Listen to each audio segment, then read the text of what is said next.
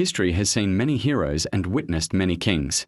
But there was one young man who, in just 10 years, shook the world to its core. A leader who remained undefeated on the battlefield and dared to march to the very edge of the world. He inherited wisdom from Aristotle and courage from his father, Philip. Claiming to be the son of the gods, he changed the course of human civilization in just 32 years of life. Let us journey deep into the ancient world to witness the rise, the madness, and the eternal legacy of Alexander the Great. Our story begins in the scorching summer of 356 BC, in the royal city of Pella, Macedonia. His mother, Queen Olympias, was a woman of deep mystery and religious passion, often seen surrounded by sacred serpents. Legend says that on the night of Alexander's conception, a lightning bolt struck her womb, sparking the immortal belief that the boy was not merely the son of a mortal king, but the true son of Zeus, the king of the gods. As the prince grew, he possessed a haunting gaze, one eye as blue as the sky, the other as dark as the night. While his father, King Philip II, won great victories across Greece, young Alexander would weep in frustration.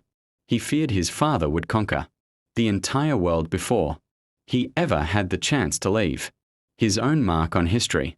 In the quiet, sacred groves of Mieza, the greatest mind of antiquity, Aristotle, tutored Alexander and his close companions. Under Aristotle, Alexander did not just learn politics.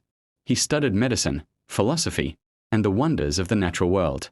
He famously said, "I am indebted to my father for living, but to my teacher for living well." This education gave him the scientific curiosity and the strategic vision to one day redraw the map of the entire world. The first true test of his spirit came with a horse named Bucephalus.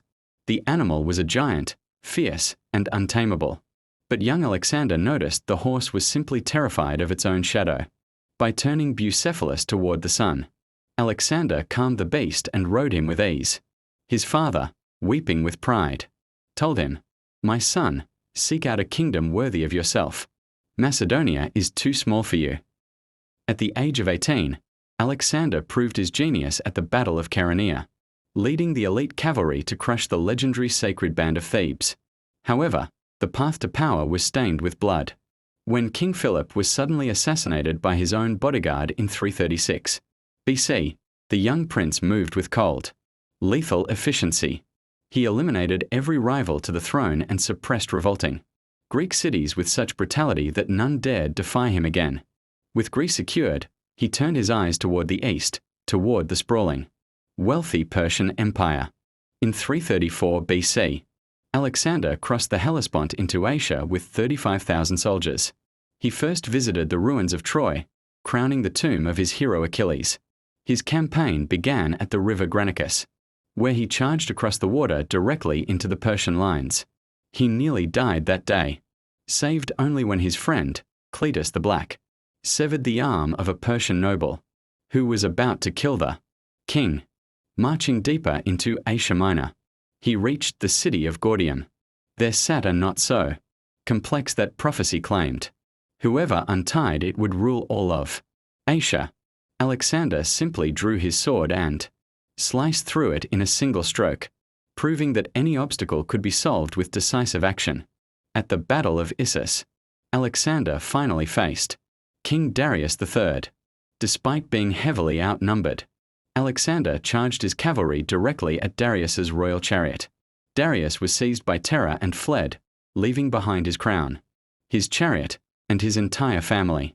Alexander found the Persian queen mother and the royal children in their tents, and instead of enslaving them, he treated them with the honor of royalty.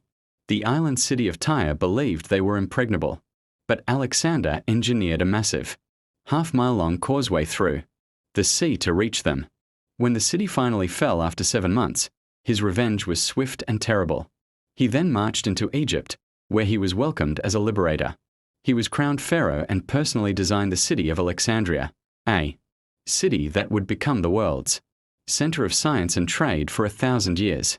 Alexander traveled deep into the Libyan desert to the oracle of Siwa, where the high priest greeted him as the son of Ammon. This confirmed Alexander's deepest belief in his own divinity. With his spirit emboldened, he moved toward the final showdown at Gaugamela in 331 BC. Darius had gathered 1,000,000 men, but Alexander shattered the Persian heart once and for all. Babylon opened its gates to him, and the legendary gold of Susa flowed into his treasury. In the grand capital of Persepolis, the magnificent palace was reduced to ashes, a symbolic act of revenge for the Persian burning of Athens decades earlier. Alexander then chased Darius to the edge of the known world, only to find him betrayed and dying. He covered his fallen rival with his own royal cloak and wept for the tragedy of a great king. The war continued in the frozen mountains of Sogdiana. Rebels perched on a sheer cliff mocked Alexander, saying he needed winged soldiers to reach them. That night, Alexander sent 300 elite climbers up the ice. At dawn, the rebels surrendered in shock. It was here he met Roxana, the daughter of a local lord. Captivated by her beauty, he married her, a union meant to bridge the gap between Greek and Persian culture. However, the burden of empire began to change him.